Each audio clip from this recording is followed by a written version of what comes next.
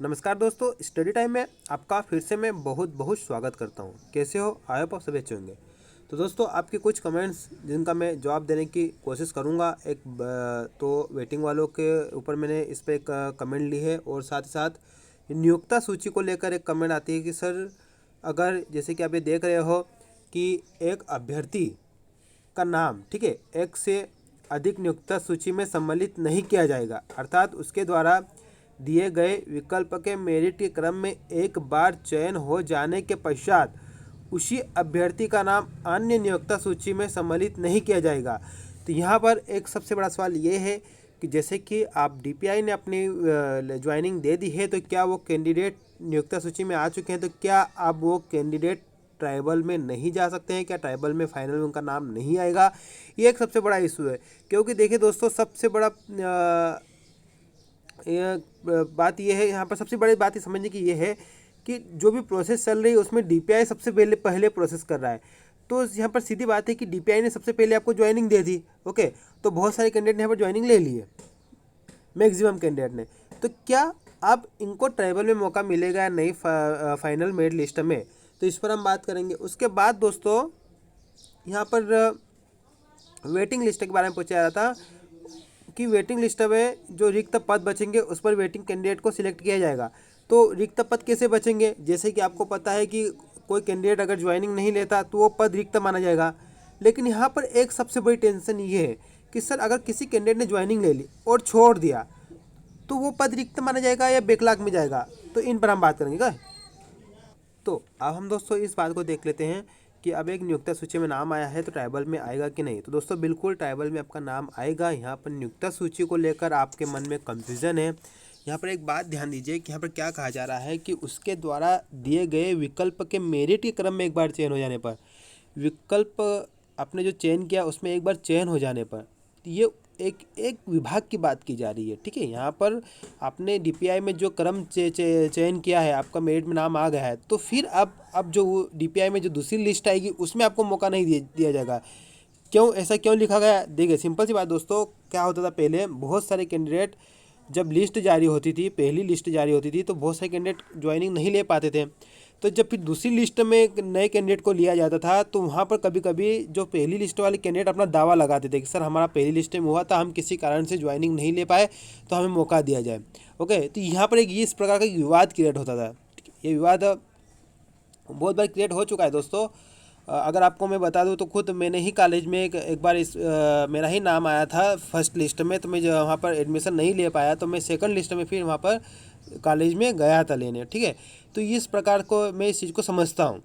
तो यहाँ पर जैसे डीपीआई ने अपनी फर्स्ट लिस्ट जारी कर दी, ज्वाइनिंग दे दी, अब सेकंड लिस्ट जारी करेगा, उसमें वेटिंग वालों को मौका दिया जाएगा।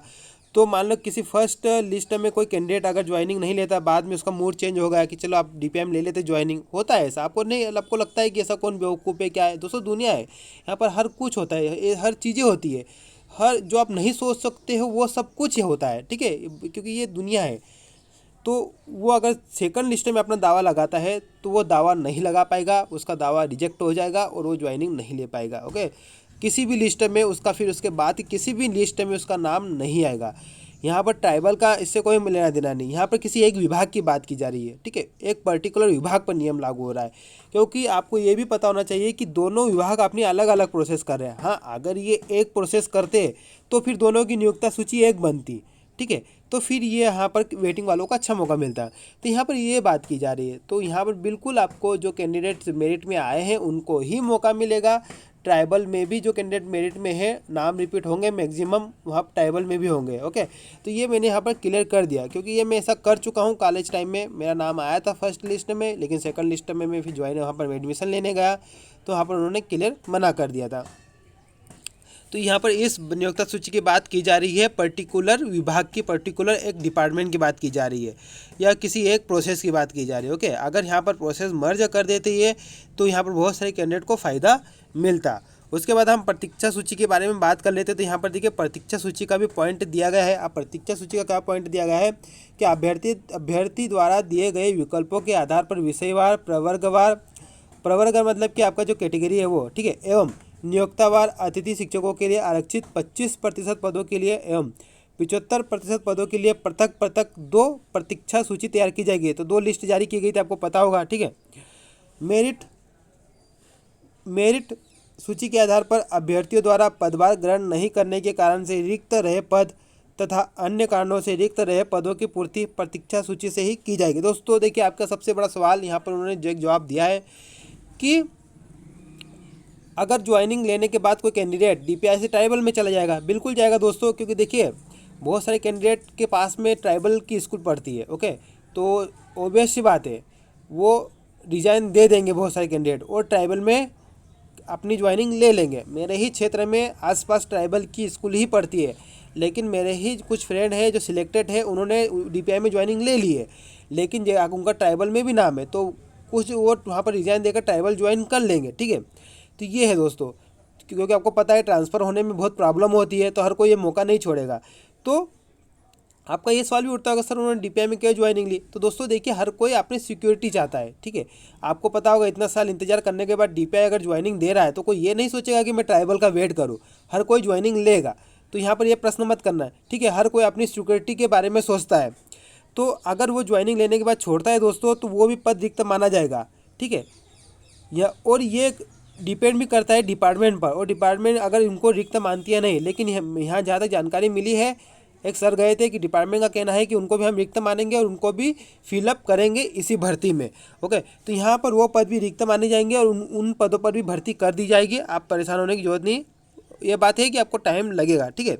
उसके बाद ये है दोस्तों कि चयन सह प्रतीक्षा सूची जारी किए जाने की तारीख से 1 वर्ष की कालावधि के लिए मान्य रहेगी, लेकिन मैं आपको बता दूं ये आपकी 1.5 साल के लिए मान्य रहेगी, और बाकी फिर इस विभाग और सरकार पर डिपेंड करता है, वो चाहे तो और भी बढ़ा देती है, अदरवाइज़ कोई बात नहीं, ठीक है।